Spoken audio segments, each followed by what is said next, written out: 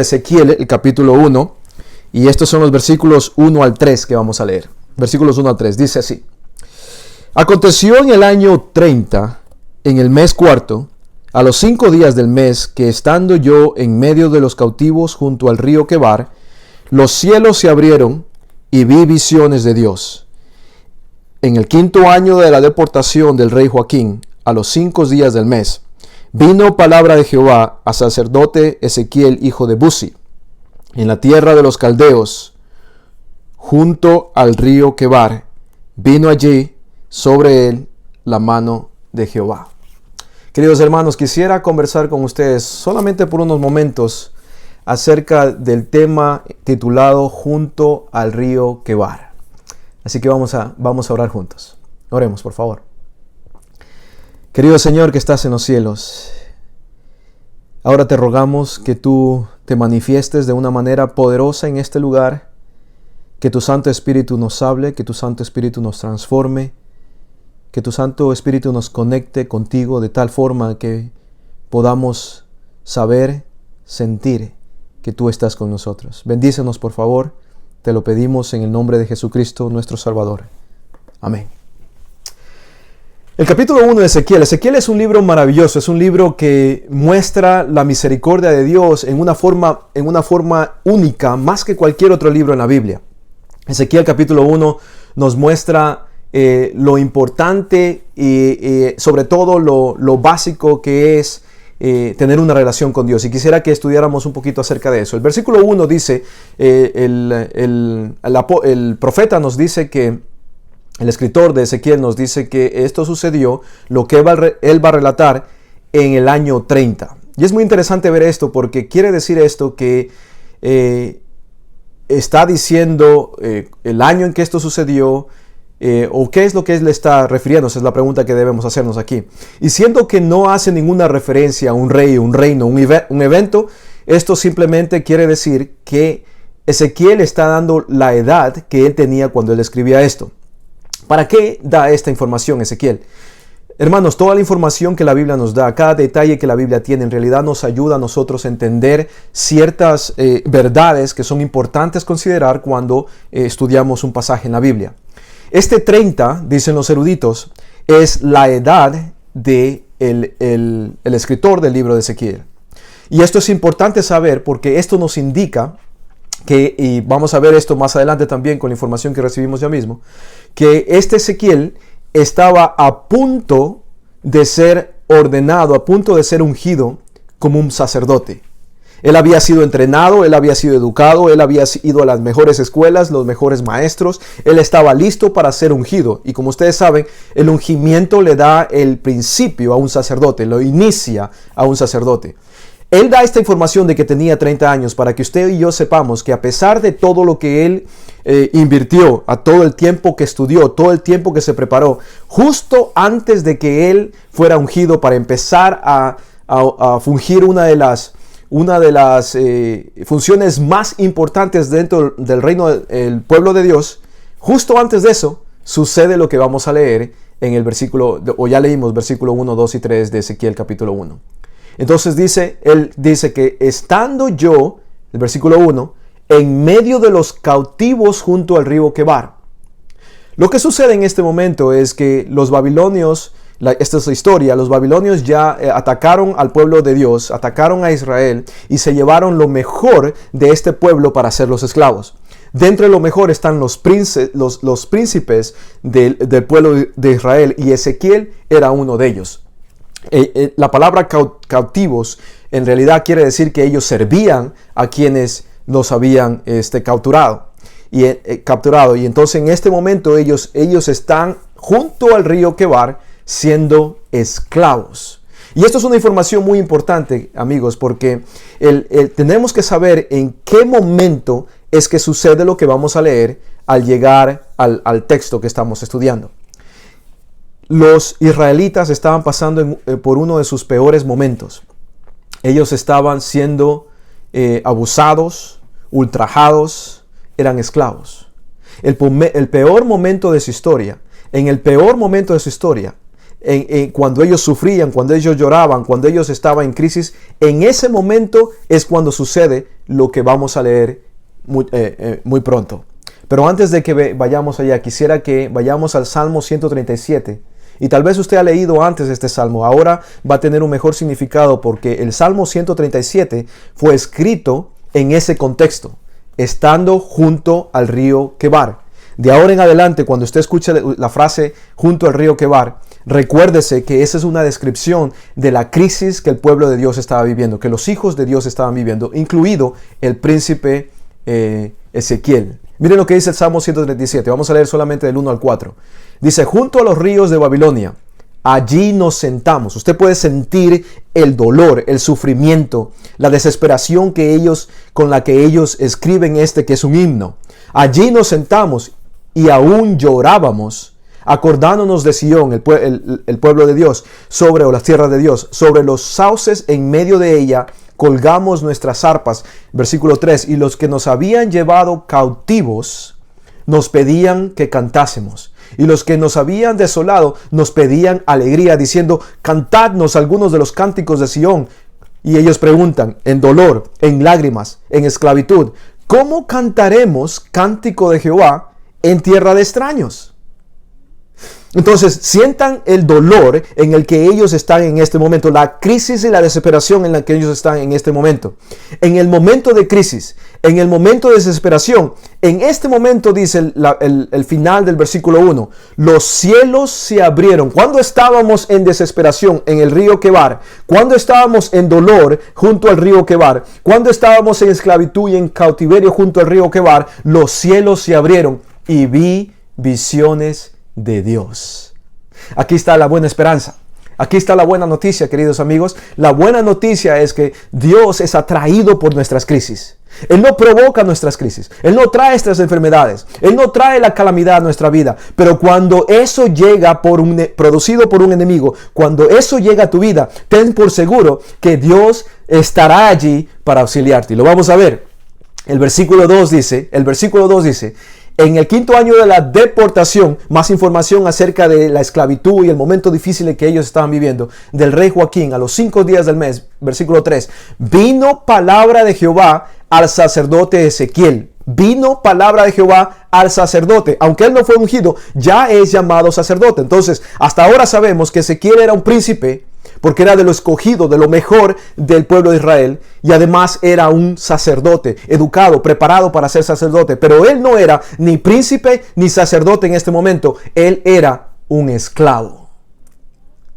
Hijo de Buzi, en la tierra de los caldeos, continúa el versículo 3, junto al río Quebar, esclavitud, cautiverio. Vino en el momento de la esclavitud, del cautiverio, del sufrimiento, de la desesperación, de las enfermedades, de la pandemia, en el momento en que está en estrés, vino allí sobre él la mano de Jehová.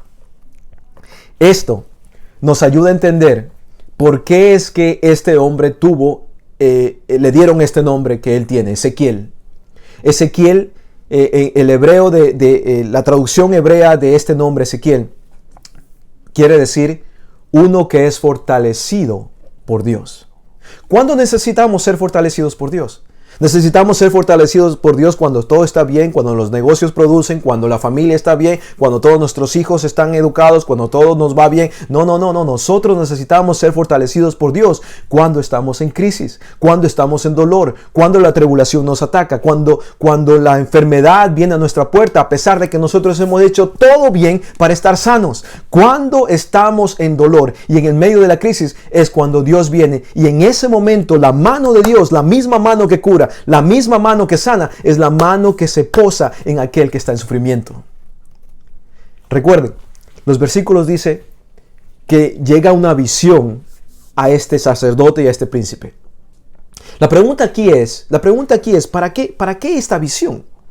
¿Para qué en el momento en que estoy en dolor? ¿Para qué necesito una visión?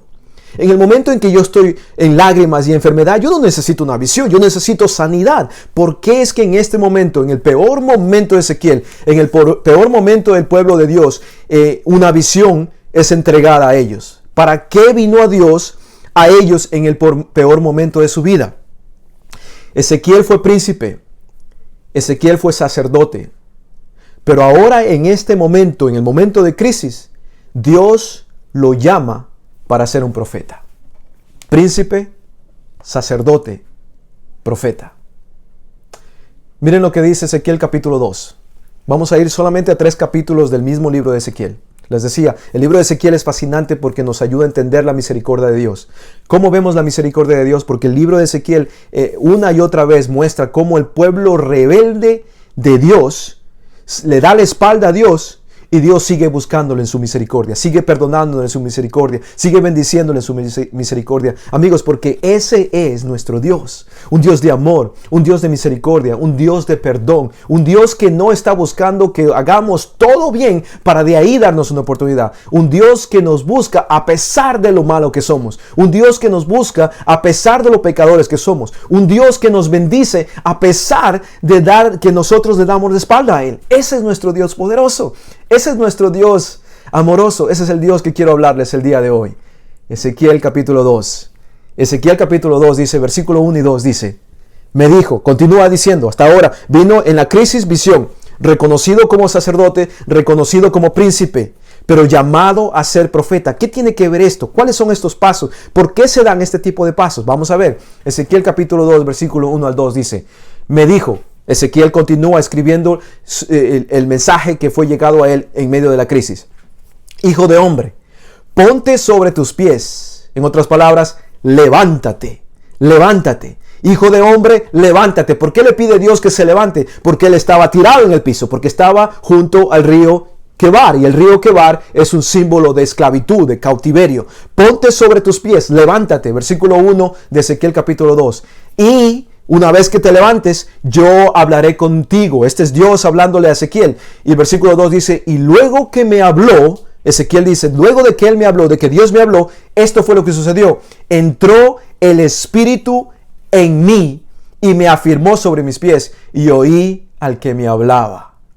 Este es el mensaje que se encuentra en nuestro pasaje del día de hoy. Amigos, cuando estamos tirados en el piso, cuando estamos luchando contra las adversidades de este mundo, cuando las tormentas son demasiado fuertes, cuando ya no tenemos con qué pagar las deudas que tenemos, cuando el sufrimiento es mayor de lo que nosotros podemos aguantar, recuérdate que hay un mensaje claro que Dios tiene para ti. Cuando estés en ese momento, levántate. Levántate porque Dios tiene algo preparado para ti. Y lo veremos aquí en este versículo. Dios le pide a Ezequiel, quien está tirado junto al río Quebar, le pide que se levante. Esa palabra levántate es una palabra muy común para el Hijo de Dios. Dios luego viene en el Nuevo Testamento. Él se encarna en el Nuevo Testamento. Y en el Nuevo Testamento utiliza esa misma palabra que le dice a Ezequiel en el capítulo 1 y 2. Jesús usó esta misma terminología para liberar a aquellos oprimidos en el Nuevo Testamento. Al paralítico Jesús le dijo, levántate y anda. Al hombre con la mano seca le dijo, levántate. A la mujer encontrada en adulterio le dijo, levántate y no peques más, querido hermano, querida hermana. Si tú estás en crisis, si te parece que todo está saliendo mal en tu vida, si te parece que la crisis ya no tienes más fuerzas para enfrentarla, si te parece que el mundo está yendo más y más hacia abajo, levántate, porque el momento en que tú te pongas sobre tus pies, Dios te va a hablar. Tomen en cuenta estos datos que encontramos en estos pasajes hasta ahora. Dios vino a Ezequiel cuando Ezequiel y el pueblo de Dios, no un pueblo pagano, no alguien desconocido para Dios, un príncipe de Dios, un sacerdote de Dios, el pueblo de Dios estaba en crisis. Tenemos que convencernos de algo, amigos. El hecho que nosotros sirvamos a Dios, amemos a Dios, vivamos para Dios, no quiere decir que nada malo va a tocar nuestra puerta. Lo que sí tiene que decir y lo que sí usted y yo tenemos que saber es que el momento en que lo malo toque nuestra puerta, nosotros no estamos solos para enfrentarlo. Ahí está la diferencia. En el momento en que Ezequiel estaba en el piso, en medio de la crisis, Dios lo busca. No Ezequiel a Dios, Dios a Ezequiel. ¿Saben por qué estaban en crisis? ¿Saben por qué Ezequiel estaba en crisis? Simplemente porque ellos, así como usted y yo, no fuimos creados para ser esclavos. Nosotros no fuimos creados para ser esclavos. El estar cautivos por un hábito, cautivos por una mala costumbre, cautivos por el pecado, es extraño para nosotros porque nosotros no fuimos creados para ser esclavos. Dios encuentra a Ezequiel y a sus compatriotas junto al río Quebar para sacarlos del río Quebar. Levántate, porque el momento en que Dios llega a tu vida en el medio de la crisis, es porque Él está listo para sacarte de ese río Quebar. ¿Cuál es ese río Quebar? ¿Cuál es esa crisis que usted está viviendo? ¿Cuál es esa enfermedad que está atacando su vida? ¿Cuál es esa preocupación que no lo deja dormir? ¿Cuál es ese sufrimiento que quita su paz, la paz de su corazón? ¿Qué es eso que usted le está arruinando su vida? Recuerde que Dios es un especialista para llegar a su vida en esos momentos críticos y rescatarlo de ahí. El versículo 1 y 2 nos dice, me dijo, hijo de hombre, ponte sobre tus pies y yo hablaré contigo. Esto tenemos que entenderlo. Dios hablará con él. Dios le está diciendo hablará con él. Y ¿saben qué, hermanos? Esto me recuerda a esto. ¿Ustedes saben qué es esto? ¿Alguien sabe qué es esto?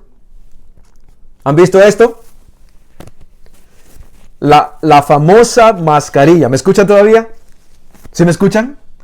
La famosa mascarilla. ¿Saben por qué se utiliza esto? Esto se utiliza porque el enfermo que tiene el virus, al hablar, transmite fluidos o bota fluidos de la boca. Y los fluidos transmiten enfermedades y virus. Nosotros los seres humanos necesitamos hoy protegernos con algo como esto para evitar contagiar a otras personas por el virus que podríamos tener. Y entonces utilizamos mascarillas porque cuando hablamos nosotros podemos transmitir virus, podemos transmitir enfermedades, podemos transmitir dolor. Pero Dios es diferente. Nuestro Dios es diferente. Nuestro Dios no es como nosotros. Nosotros transmitimos enfermedades. Nuestro Dios, cuando Él habla, cosas que no existieron pasan a existir. Alguien tiene que darse cuenta de dónde estoy yendo. Cuando Dios habla, las cosas que nunca existieron, por el poder de su voz, pasan a existir. Alguien tiene que entenderme dónde estoy yendo. Queridos hermanos, en Génesis capítulo 2 y versículo 7, Dios habló a un muñeco que estaba tirado en el piso. Y el momento en que Dios le habla a eso, respira en las nariz de este muñeco, el muñeco.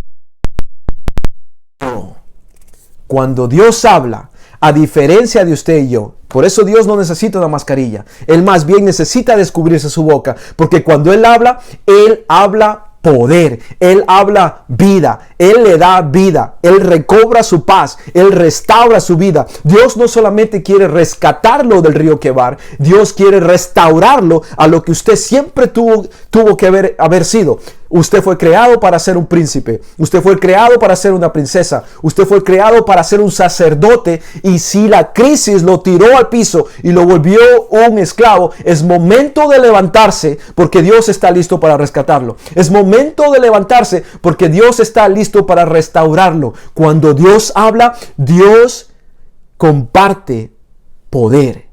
Él da vida. Dios le dio vida a Adán antes de que él estuviera en vida.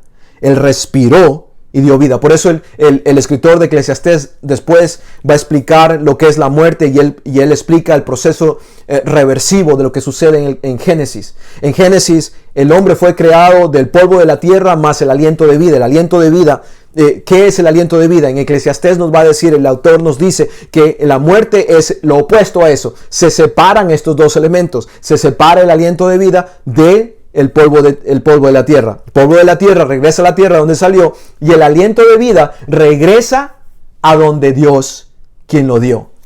Eclesiastés le llama a eso espíritu, porque el hebreo, la palabra hebrea, puede ser traducida con la palabra espíritu, a la palabra espíritu. Pero eso no quiere decir que es una entidad inteligente que habla, que piensa. No, no.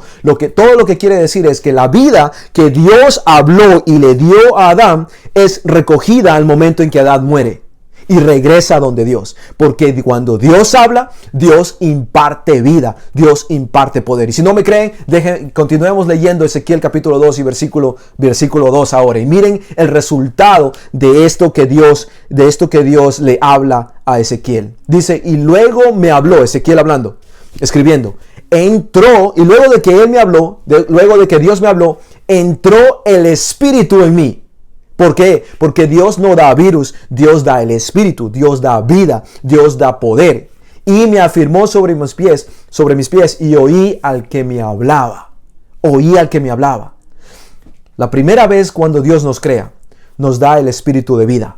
La segunda vez cuando Dios nos restaura después de rescatarnos, nos da el poder del Espíritu Santo. Un espíritu diferente.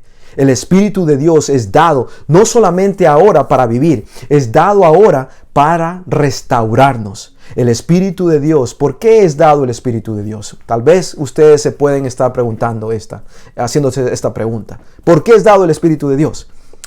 El Espíritu de Dios, querido amigo, querida amiga, es dado para rescatarte del río Quebar. El Espíritu de Dios es dado para restaurarte. Y finalmente el Espíritu de Dios es dado para que tú puedas ser reenviado a hablar. Les muestro. Ezequiel capítulo 3 y versículo 1. Ezequiel capítulo 3 y versículo 1. Déjenme contarles un poquito acerca de mí. No me gusta hablar mucho de mí, pero creo que en esto el nombre de Dios puede ser glorificado y quisiera hablarles un poquito. Algunos de ustedes saben lo que es colportar. Colportar en la iglesia adventista es simplemente distribuir, vender libros cristianos, libros bíblicos. Y uno va de casa en casa ofreciendo estos libros a las personas y de paso también se estudia la Biblia, se enseña de Dios a las personas. A la persona que hace eso se le llama colportor. Yo empecé a colportar en mi vida antes de ser un adventista. Yo empecé a colportar antes de bautizarme, antes de haber estudiado, antes de haber recibido estudios bíblicos, antes de hacer todo esto. Lo primero que yo hice como cristiano, como creyente, fue colportar. Lo interesante de esto, ya les voy a dar más detalle más adelante de esta historia, lo interesante de esto es que sin haber sido miembro de la iglesia por tantos años, que seguramente muchos de ustedes lo son, sin haber sido bautizado y sin haber estado por mucho tiempo en la iglesia, como les decía, yo iba a estos hogares, golpeaba puertas, fui entrenado por mi tío, por cierto, que también es un pastor. Golpeaba puertas, llegaba a estos hogares y de ese momento, en el momento en que yo ponía el pie en esa casa en adelante, yo prácticamente no sabía qué sucedía. Porque habían cosas que las personas me preguntaban y me cuestionaban, que yo respondía, y después cuando salía de esas casas me iba a mi carro literalmente a llorar porque yo no sabía por qué yo decía esas cosas y cómo yo decía esas respuestas que yo le daba a esas personas. No era yo el que hablaba, no era yo el que decía esas cosas. Yo no sabía de esas cosas, yo no tenía experiencia con la Biblia, no era yo el que hablaba. ¿Por qué esto es importante? Lo veremos. Ezequiel capítulo 3 y versículo 1. Me dijo, recuerden, hasta ahora Dios vino cuando Ezequiel estaba en el río Quebar, esclavo, cautivo.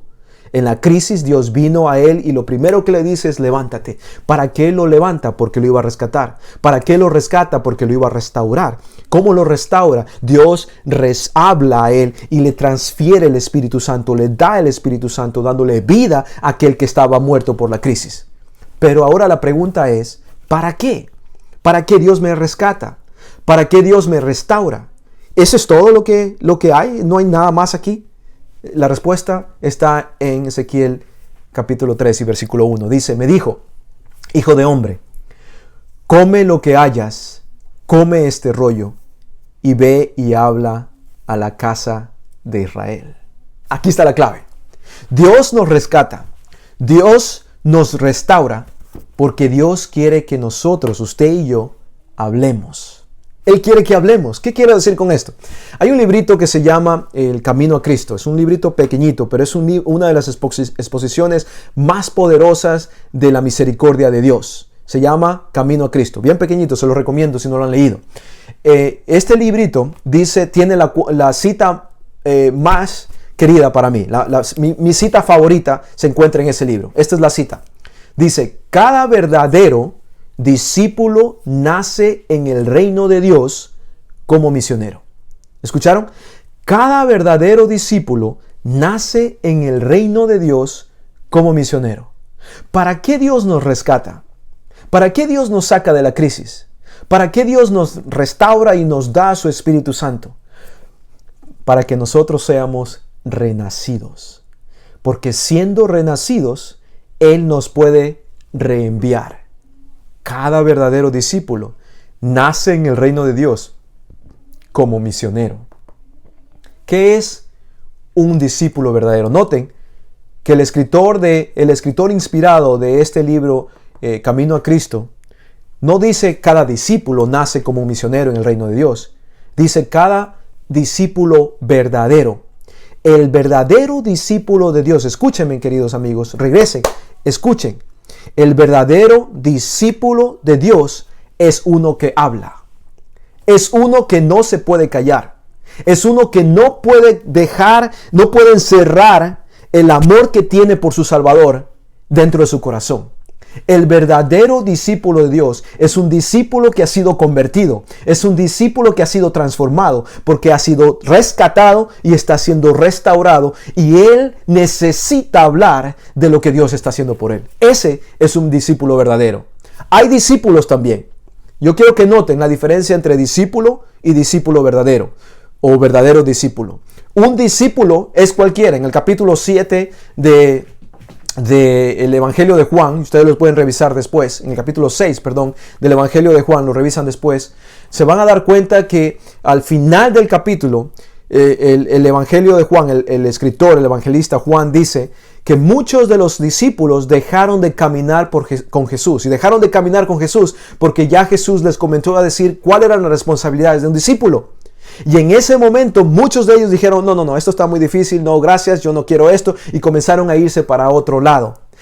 Noten que Juan les llama a esos que se fueron abandonaron a Jesús, les llamó discípulos.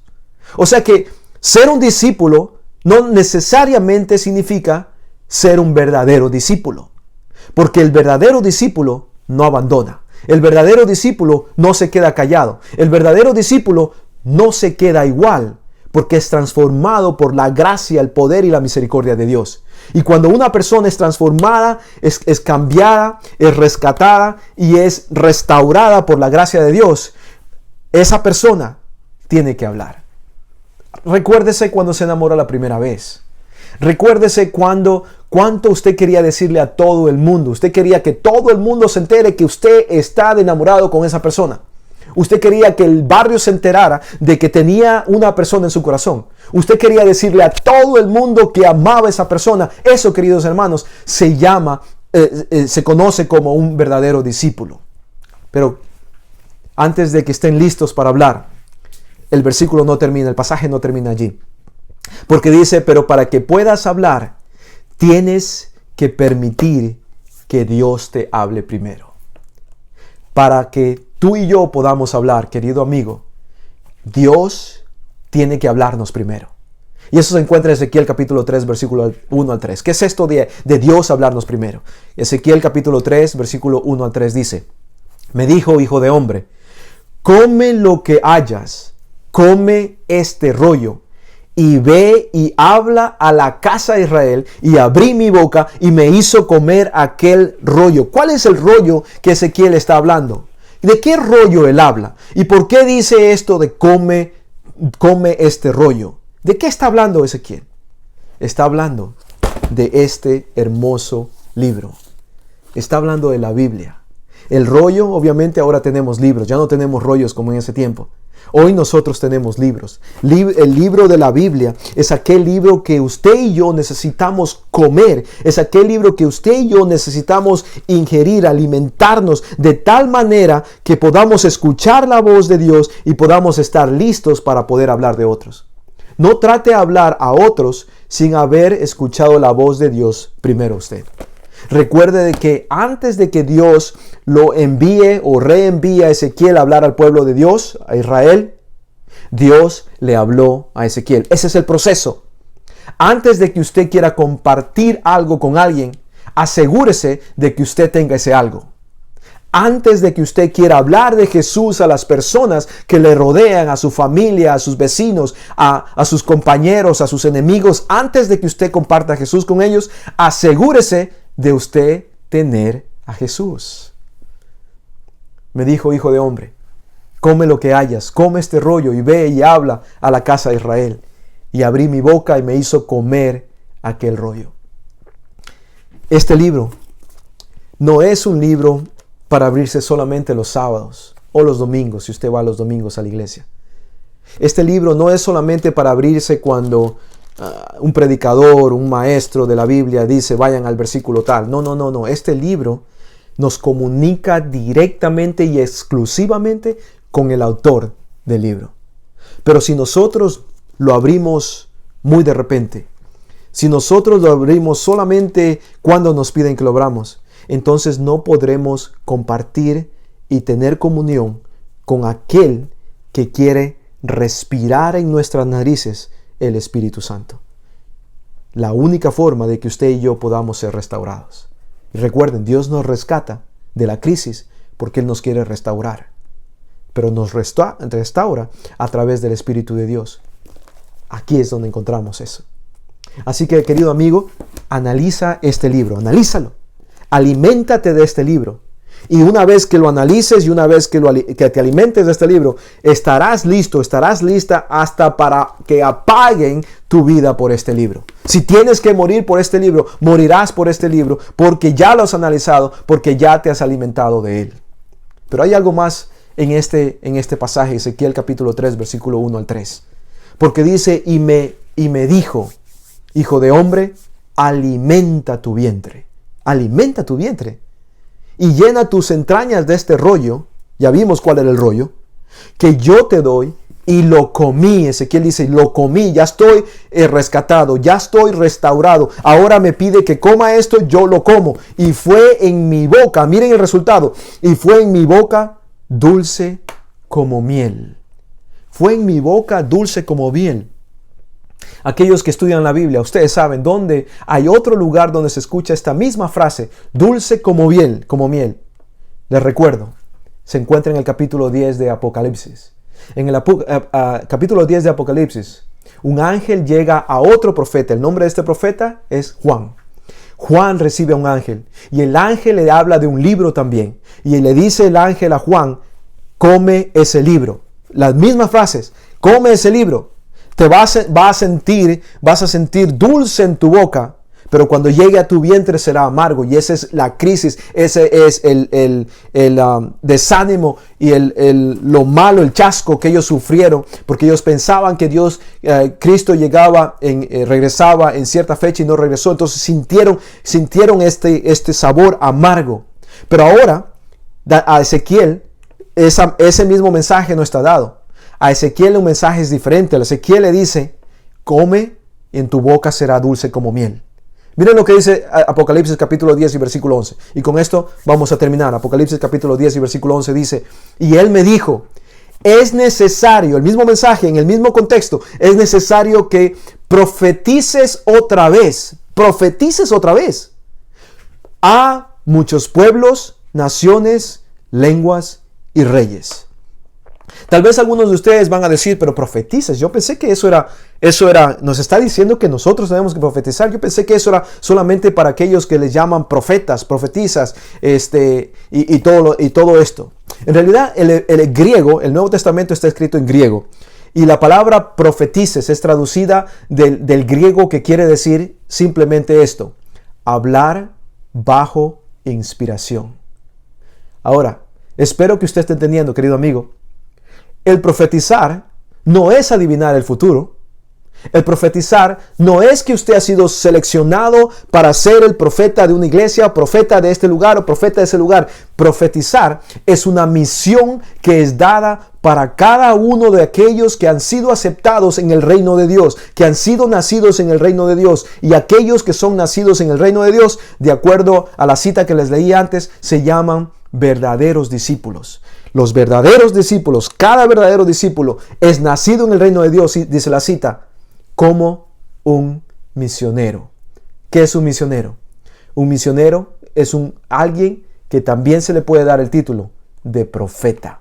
No en el sentido del profeta especial, como muchos profetas que conocemos, en especial Elena G. White, pero este es un profeta regular, como alguien que ha sido llamado para hablar a otros bajo la inspiración de Dios. Y eso es para lo cual Dios da el Espíritu. Y aquí viene la siguiente parte de la historia. Yo no me había bautizado todavía cuando empecé a colportar, cuando estaba colportando, cuando iba a casas de extraños a golpear la puerta y ofrecía la Biblia, ofrecía libros de la Biblia. Yo no me había bautizado, no era parte de la iglesia, nunca había ido. Es más, cuando hice eso todavía no había ido nunca a un servicio de alabanza, no había estado en una iglesia, nada de eso. Pero cuando les decía antes, cuando la gente comenzaba a preguntarme y yo comenzaba a contestar, yo sabía que esas palabras no eran mías. Yo sabía que yo no había recibido esa educación. Yo no tenía esas palabras en mi mente. Y les decía al principio, yo doy la gloria a Dios porque yo sé que no fueron mis palabras las que yo hablé, fueron las palabras de Dios. Pero ¿cómo sucedió eso? Al principio, cuando yo fui a golpear estas puertas, había muchas personas que comenzaban a hacerme preguntas. Yo nunca había escuchado de eso. Así que lo que yo hice fue que regresé a mi casa y comencé a investigar todo lo que pude. Comencé a estudiar la Biblia y a pasar en la Biblia todo el tiempo que yo pude. Yo comencé a escuchar a pastores como Alejandro Bullón, como Esteban Bor, pero les estoy hablando de estar sentado frente a un televisor poniendo sermón tras sermón, enseñanza tras enseñanza, y escuchando y buscando mi Biblia y estudiando mi Biblia, y después de horas y horas, semanas y meses estudiando, cuando yo salía, lo que Dios hacía es utilizar lo que Él ya había puesto aquí. Yo no sabía que eso estaba allí hasta el momento en que la gente me preguntaba y Dios utilizaba lo que Él ya había puesto aquí. Queridos hermanos, nosotros fuimos rescatados, fuimos levantados para ser restaurados. Somos restaurados a través del Espíritu Santo, pero el Espíritu Santo es dado para que nosotros demos testimonio de Dios, hablemos de Dios. Hablemos, porque eso es lo que hace un verdadero discípulo. Ahora, muchos de nosotros diremos, pero ¿cómo voy a profetizar? ¿Cómo voy a hablar? ¿Cómo voy a predicar si estoy en crisis? Estoy pasando por un momento difícil. Mi matrimonio está roto. Mis hijos son un problema. Mis negocios están quebrando. Mi salud, mis dolores, mis. El mensaje a Ezequiel fue dado cuando él estuvo en medio de la crisis. Así que, querido amigo, tú tienes que profetizar a pesar de lo amargo del momento. Recuerden que a Ezequiel el mensaje fue que tenía que profetizar y va a saber dulce como miel en su boca, aunque sea amargo en su estómago, diría Juan. Tú tienes que profetizar a pesar de lo amargo del momento. Pero déjenme cambiar eso, porque yo pienso de una manera diferente ahora. Tú y yo necesitamos profetizar por lo amargo del momento. No a pesar de lo amargo del momento, sino por lo amargo del momento. Porque en este momento es cuando la gente está sufriendo. En este momento es cuando la gente está desesperada. En este momento es cuando familias enteras han experimentado perder a un familiar, a un hermano, a una hermana. Es en este momento que la gente necesita saber que hay un Dios en el cielo que le interesa la vida de ellos, que hay un Dios en el cielo que quiere salvarlos, que quiere rescatarlos, que quiere restaurarlos, que quiere prepararlos para esa eternidad que Él ha preparado para cada uno de nosotros. Así que levántate, Dios te ha rescatado. Come, Dios te ha restaurado. Habla, porque Dios te ha reenviado. Para terminar, Ezequiel era un príncipe, él era un sacerdote y también era un profeta. Príncipe, sacerdote, profeta. ¿Por qué este personaje es utilizado para enseñarnos lo que hemos aprendido hoy? Porque Ezequiel es un tipo de Jesús. A nuestro Señor Jesucristo lo encontramos en todas partes en la Biblia. Él está presente en todas partes. Ezequiel es un tipo de Jesús, porque Ezequiel era un príncipe y Jesús es descrito como el príncipe de paz. Porque Ezequiel era un sacerdote y Jesucristo es el sumo sacerdote, el más alto sacerdote que ha existido y que existirá por la eternidad. Príncipe, sacerdote, Ezequiel es utilizado como un tipo de Jesús porque Ezequiel era un profeta. Jesucristo es el profeta más grande de la historia de este universo. Jesucristo está en todas partes. Y es el mismo Jesucristo que es príncipe de paz, que es sumo sacerdote y que es profeta con P mayúscula. Es el mismo Jesucristo que te ha hecho a ti príncipe o princesa, que te ha hecho a ti sacerdote, que te ha hecho a ti profeta. Así que, querido amigo, levántate porque has sido rescatado. Come porque has sido restaurado. Habla porque has sido reenviado. Estos momentos, amigo, nos llaman a nosotros, no para alejarnos de Dios. Estos momentos nos llaman para acercarnos más que nunca. Si alguna vez estuvimos cerca al final de la historia como la conocemos, al final del mundo como lo conocemos, es este día. La crisis de la enfermedad, el racismo que existe en todo el mundo, el abuso, los políticos que juegan con nuestras vidas. Todo esto simplemente muestra que es tiempo de irnos a casa. Pero ¿por qué es que no vamos todavía a casa? Porque Cristo está esperando que tú y yo reclamemos nuestro principado, reclamemos nuestro sacerdocio y reclamemos nuestra profecía dada por Dios, de tal manera que nos levantemos, comamos y hablemos por la gloria y la gracia de nuestro Señor Jesucristo. Espero que el Señor los bendiga y les continúe hablando el mensaje que tiene especialmente para ellos. Que Dios los llene de su sabiduría, los llene de hambre por su palabra, y una vez que los toque, los cambie, estén listos para hablar a otros de Él. Vamos a orar. Querido Dios, rendimos nuestras vidas a tus pies, porque sabemos que solamente bajo tu dominio, bajo tu bendición, bajo esa mano que llegó a Ezequiel, nosotros podemos ser felices enteramente, podemos ser protegidos enteramente y podemos ser bendecidos enteramente. Hoy, Padre, tú nos has hablado a través de Ezequiel.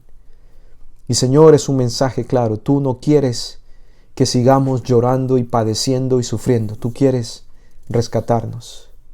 Padre, tú no quieres que seamos rescatados, simplemente tú quieres que seamos restaurados.